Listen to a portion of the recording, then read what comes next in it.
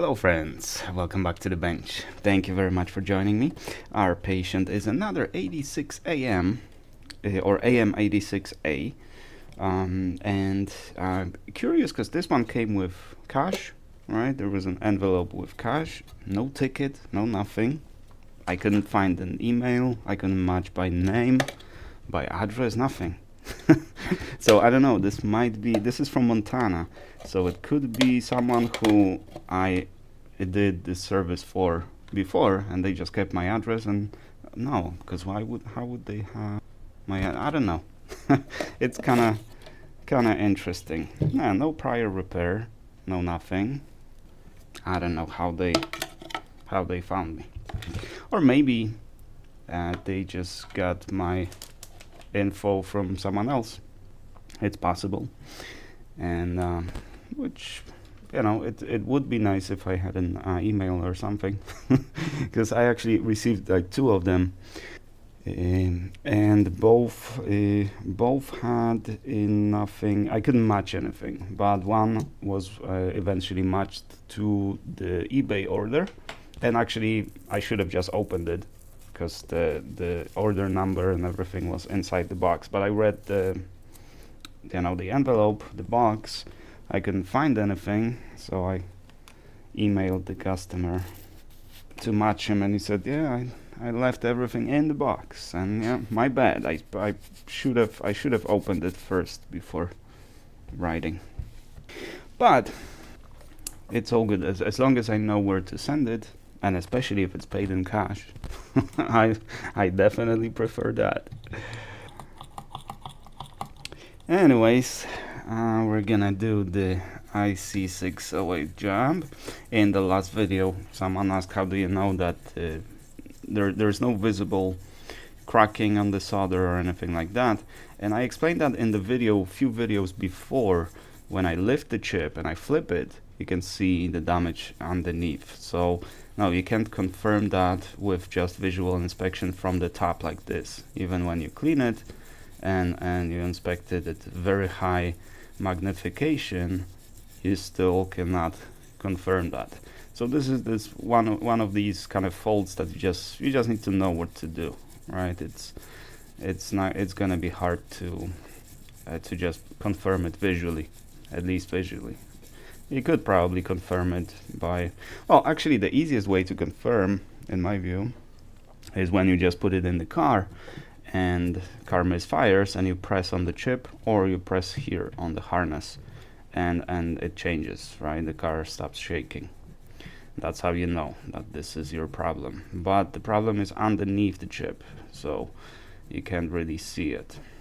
All right, let's get it off. Let's resolder it with our awesome new flux. I am so happy with this flux, you can't imagine, mainly because I no longer have to hunt for good flux on the market and hope that the batch I'm getting is the same as I got before, because I have been stung by the Kingbo flux, right? This is what I always recommend and what I always use. But last batch I received, it just doesn't work. It smells different. It just smells like candle wax. It's very smoky. It burns easily. Although if Kingbo flux burns easily in general, and it's very hard to clean. My flux doesn't seem to burn, at least the way I use it, and it's extremely easy to clean. Easier than I expected. So before we talk about my flux, before I start my grift, the news are very interesting regarding Epstein. Are you guys following that?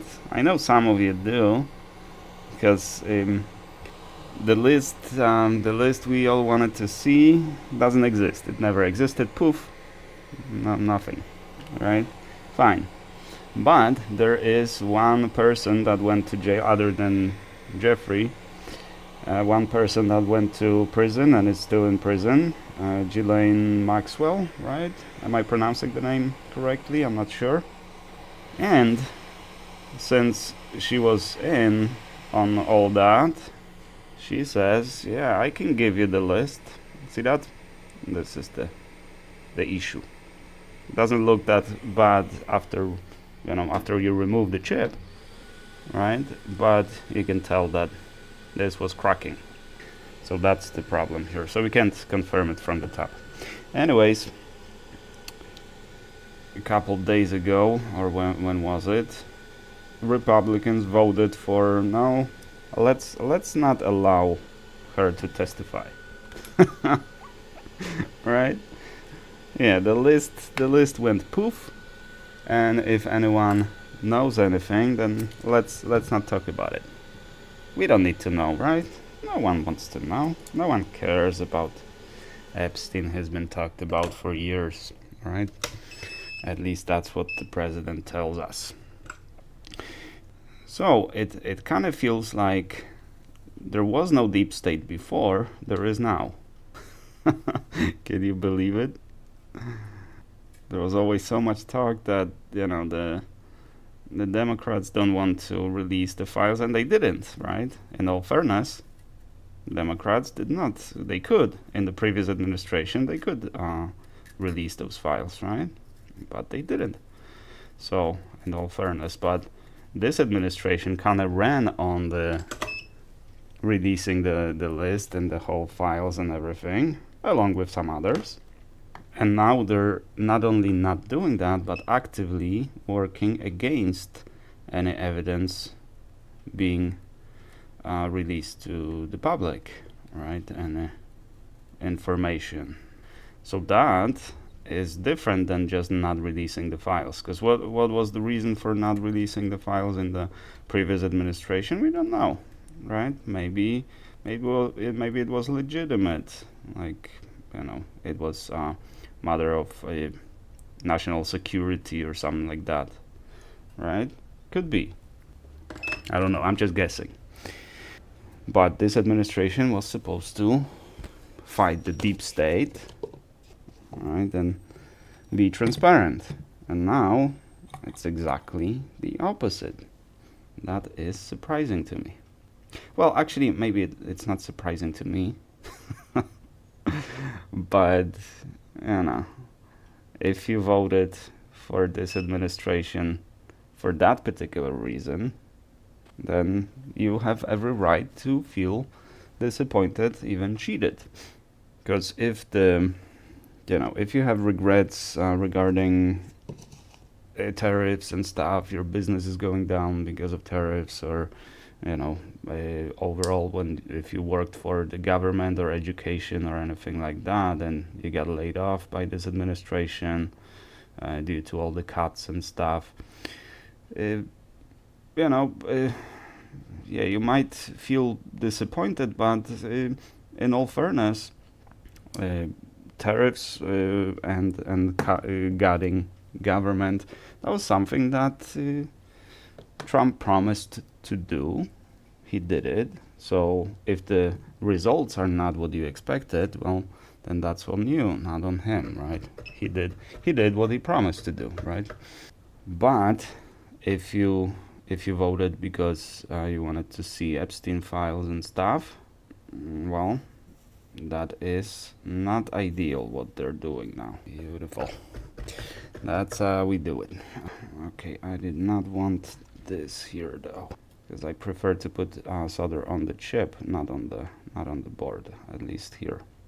Just the pins, but not the ground plane. So let's get rid of some of that. So it's quite a pickle, quite a PR disaster for the current administration, because there's no way to spin this. There's no way to polish this turd. If you run on doing something and then you actively work against it, then it's not like you didn't deliver. Because maybe, just like Biden ran on canceling student debt, right? He didn't deliver, right? But it's not like he suddenly started advocating for not doing that. Like, everybody wants to do that, and the Congress is on board, and we're ready to cancel student debt, and then Biden says, no, let's not do that. That's not how it went down. But here we have a president that is actively pretty much working against releasing information that he promised he would release. And I don't know why people are blaming Pam Bondi or others.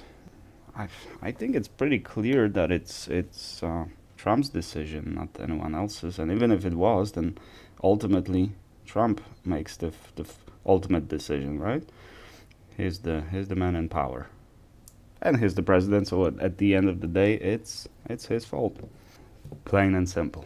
The first rule of leadership: it's always your fault. Well, we'll see what's gonna happen with all this. I wouldn't hold my breath. The only thing that I actually fear is that by doing all that, because they're very strategic about making decisions, like all those cuts and everything, that all goes into effect after the midterm elections. So it will feel like, if the Democrats win by a landslide, it'll feel like, now it's worse, right? Democrats were elected and it's worse, and it will feel like that because all of those decisions made right now go into effect then. So it's very strategic, it's very smart, I would say. Maybe not moral, maybe very manipulative, but very smart. All right, so it's not like stupid people are up there.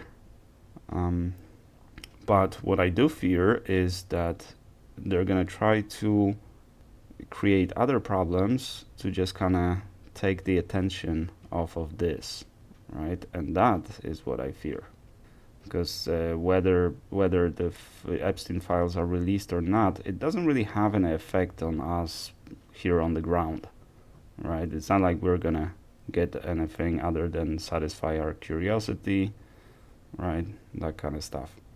It's not gonna help us or hurt us in either way.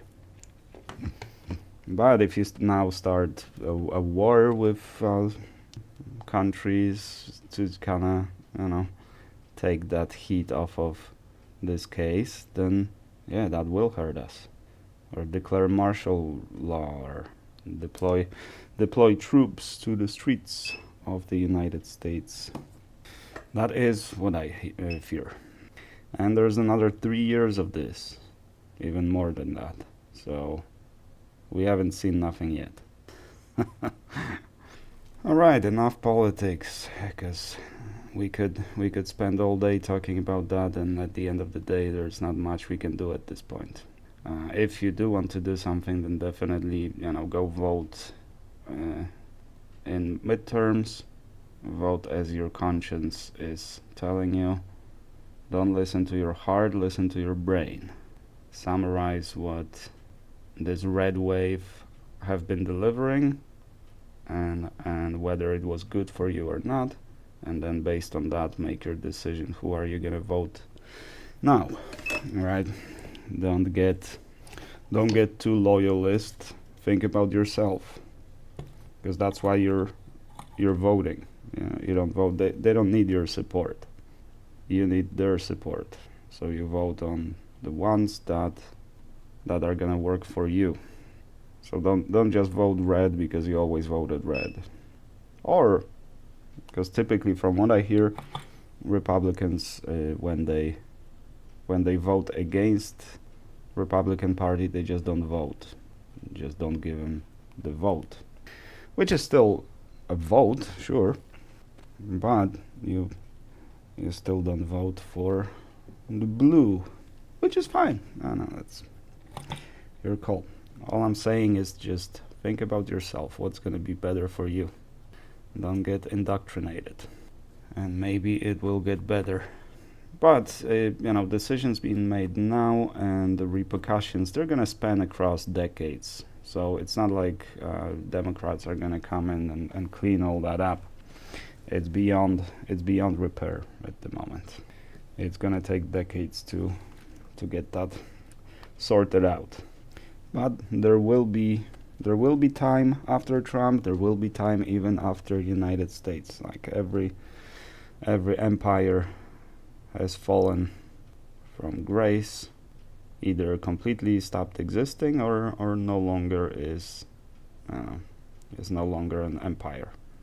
And that's what I think we should think about the future, the sustainability of the country. Okay, enough politics. Let's talk about the flux. So how do I know how to make flux? It's actually pretty interesting story. Because no, I'm no chemist. I actually at school I was struggling with chemistry a lot. I just never understood chemistry, or at least in the academic sense. I just couldn't wrap my head around it. Now I have a lot better understanding of chemistry, but still, I'm far from being a chemist. But in if you want to, Google like how the ingredients that make the flux, they're pretty plain and simple. This is basically rosin. That's why it's RMA. Rosin mildly activated, and glycerin for wetting and viscosity and all that, and also activation. So the first problem of this mixture is that glycerin is water soluble while resin is not. So how does one mix water soluble with non-water soluble? That is the first problem that you need to solve, and this is not so if the solution is as simple as using emulsifier, you can use polyethylene glycol or some other chemicals that will allow you to mix resin with glycerin. But my idea is that I don't want emulsifiers in my flux. I need to put I think I put a bit too much solder or not enough solder. Let's see. Let's heat it up again. So I don't want any chemicals. I want my flux to be fully organic, so I don't have to use fume extractor. I mean, it's still better if you do, but as you can see, I'm not using it, and I just like the smell, and I know what's inside, so I don't have to worry. The Kingbo flux is really nasty smelling. It always bothers me, and especially working on the socket replacements, BGA in general, you just kind of have to be inside the room, even though I have good ventilation or decent ventilation, but I'm still in the room with all those fumes from the flux, and it bothers me. It stinks, and yeah, I don't like that. So that's definitely not good for your health, or at least I would expect it isn't. And if you do a lot of it, then you're basically putting your health at risk. And if you don't need to do that, don't do that. I don't want to do that. That's the main reason also why I started working on it. But again, how can I mix those two ingredients? I'm not going to give you an exact recipe, because it's not a chemistry problem, right? It's not like I'm using chemistry knowledge. I'm using a craft that I have learned from my father. Now, was my father, or is my father, an electronics engineer? No. No, farthest thing from. But he's an artist, specializing in painting, and all my childhood I've been learning from him how to make certain chemicals, like mediums and a base for paints and stuff. And one of those recipes is very similar to the recipe of the flux. So it's not like I have a secret recipe that I just put few ingredients and wait an hour and it's done. It's a long process. You first have to refine the ingredients. Why is this chip so dirty now? Is it flux residue? Because there's flux inside the RMA flux inside the core of the solder, right? And that one is tough to clean. Mine is not, but I think I just put too much solder over there. Let me try to heat it up and clean it again. I like it when it's nice and clean. Oh, where are you going, Chip? So basically, the process is very tedious. You have to monitor the process and adjust depending on the clarity of your ingredients, depending on the batch of your ingredients, right? You might get resin from the same place, but every time it comes in a little different, more pure, less pure. So first you have to refine the rosin. Then you need to boil off all the chemicals that, all the impurities in the resin itself, right? So first you have to refine that. Then you have to refine glycerin, because again, you won't get it 100% pure. You have to refine it yourself. That should be good enough. Then to mix it, they will mix at certain temperatures, but then you have to heat it up to certain temperatures. Then you keep it at certain temperatures. Then you need to cool it down, but you need to cool it down in a very specific way so they don't separate immediately. Then there's a certain procedure for mixing it while it cools down, so you can maintain the viscosity you want. But viscosity changes as the temperature changes, right? That's true for pretty much every flux. So there is a lot to go into it. That's why, for the same reason, I'm not too keen on sharing the profiles for Rework Pro, although we share a lot of these, because there's so many variables that it's impossible to just take someone else's profile and just repeat the results every time. You have to learn how to adjust the profile. So yeah, the profile just kind of gives you an idea of maximum temperatures and times and stuff, but you have to know how to work with that profile. It's not a plug and play kind of thing. And the same with flux. Even if I give you the exact recipe, you're not going to be able to just replicate it easily. It will take you a while to get a hang of it. That's why I'm not. Actually, the other reason also is that these are the things that I learned from my father over the years. So it's kind of like his legacy. It's not hard to figure out, actually, and a lot of that knowledge came from all kinds of books. So it's but it took my father years to actually master these techniques. So that's another reason I'm not too keen on sharing that, out of respect to my father. I'm sure you understand. I'm still waiting for tubes, and other than that, I have all the ingredients to make quite a few batches. So I will be releasing the flux hopefully soon. And yes, I do ship internationally. So if you're in Europe, no problem. eBay takes care of the international shipping, so I really don't mind. Shipping is not that expensive to Europe. There might be some retaliatory tariffs or something like that if you're buying from US, but I wouldn't know about that.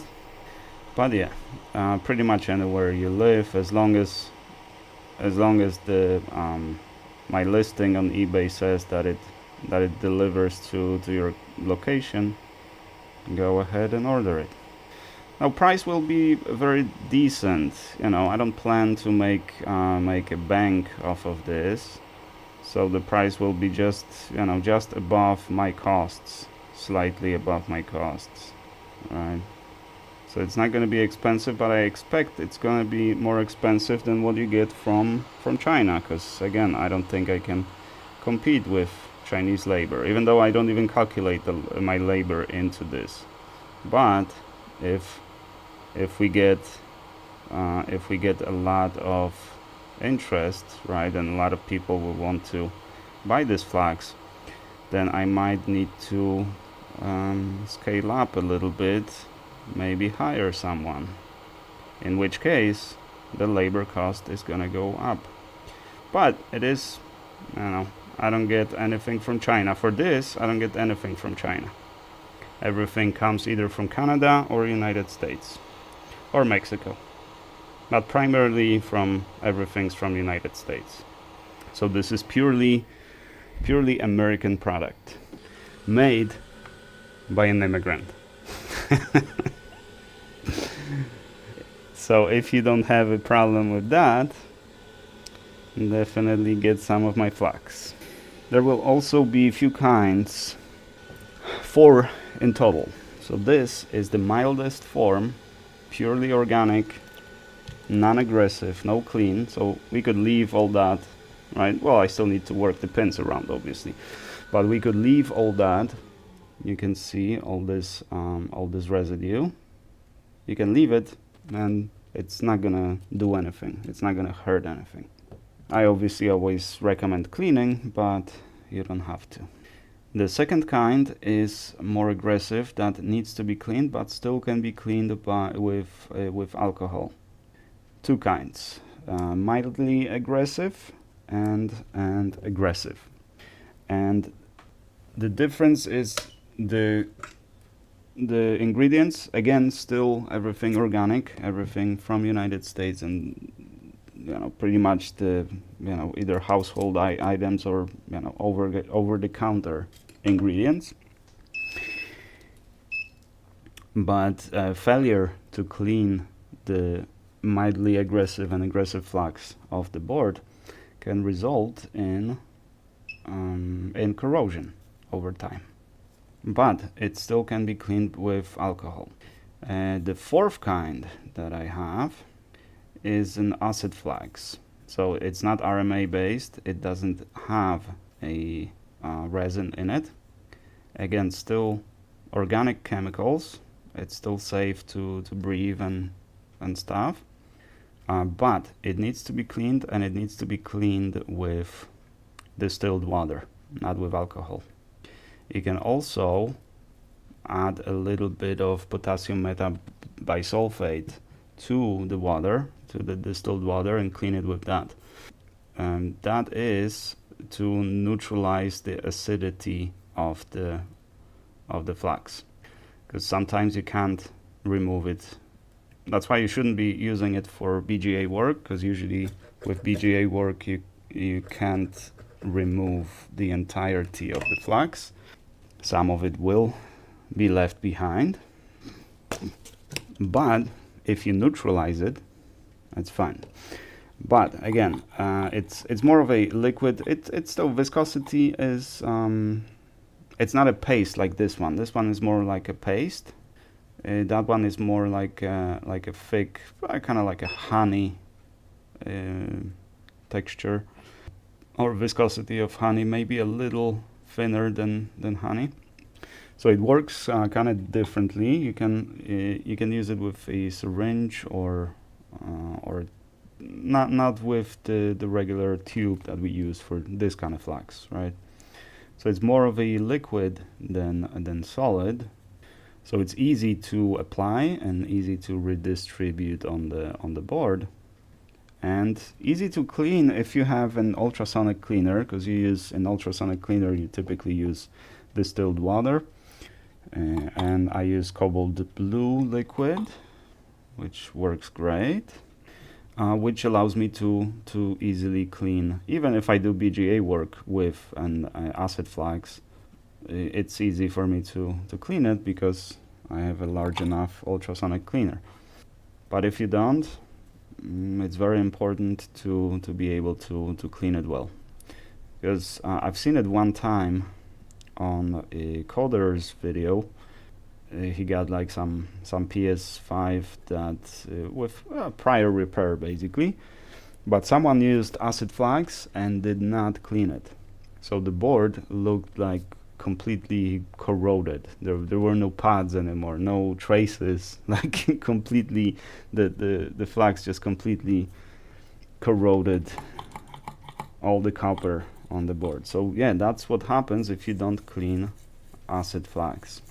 So these will be the 4 kinds. I actually that acid flux I would recommend more for a plumbing work.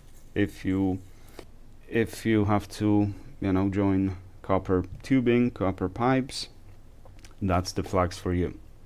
You still, again, you have to, well, you should clean it, but even if you don't, the copper pipe is a lot thicker.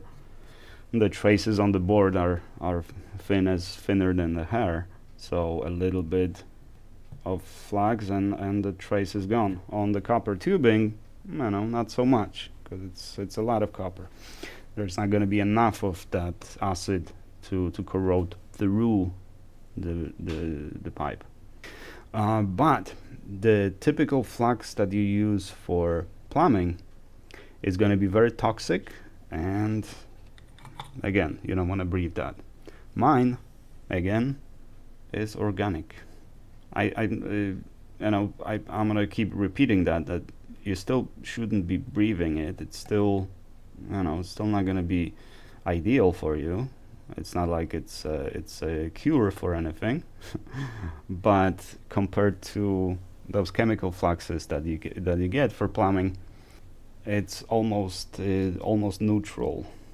So you don't have to invest so much into the personal protective equipment like gloves, masks, that kind of stuff.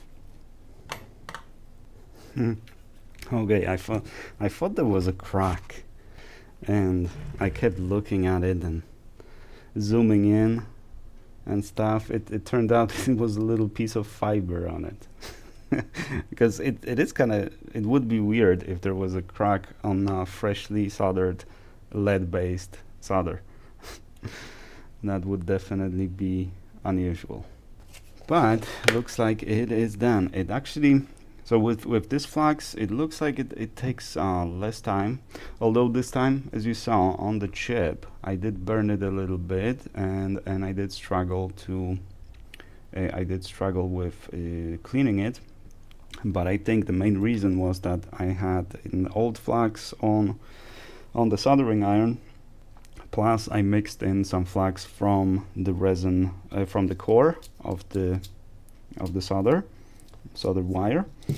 So maybe that was it. But I'm gonna keep using it, and I'm gonna keep improving it. But at this point, it is fully functional. Now, since there's no emulsifiers on it, right, you can see, well, now it looks relatively uniform, right? But some separation will occur eventually, right? You're gonna see a little bit of separation here and there. You can see some bubbles over here, but that's just purely because I don't have a ability to mix it better, right?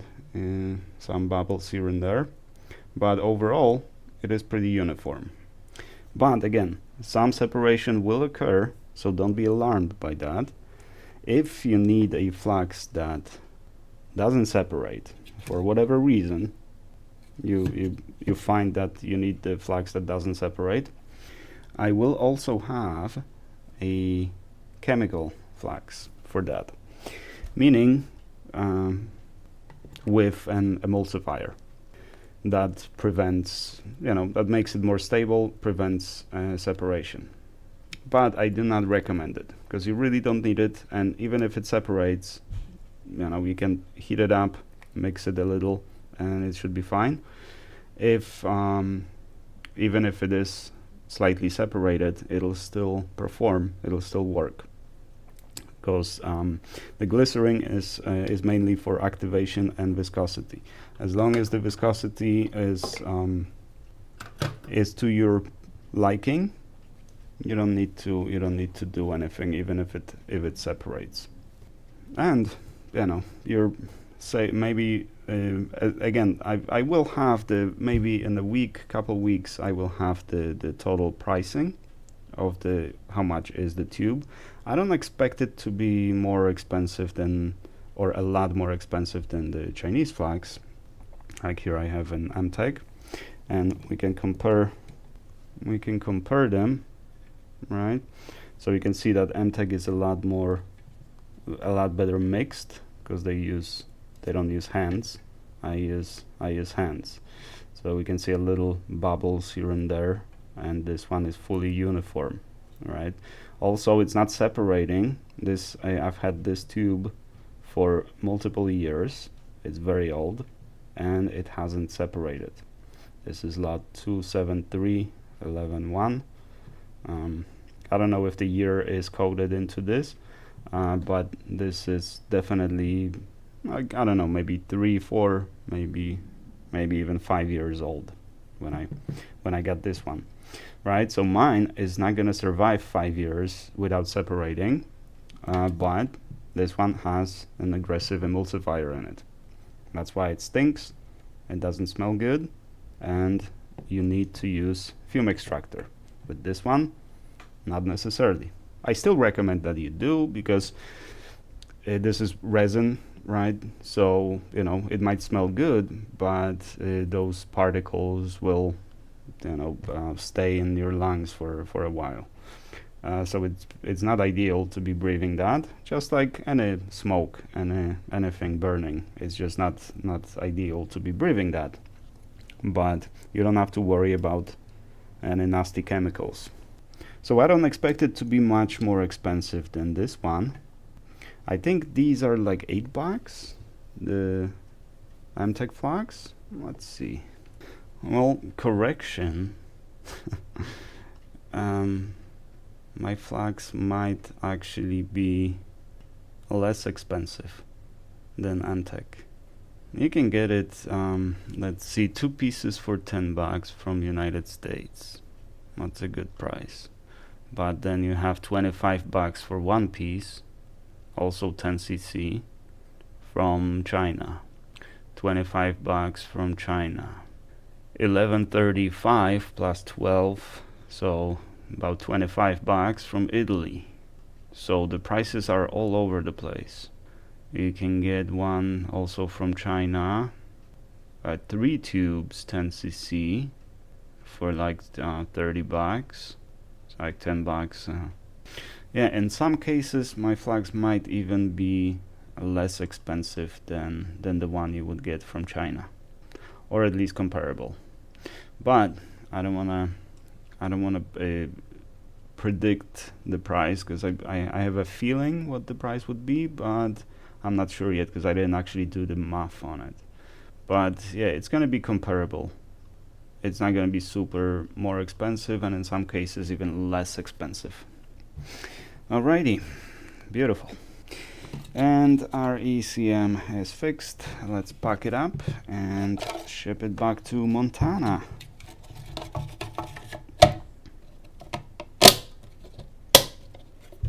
Perfect.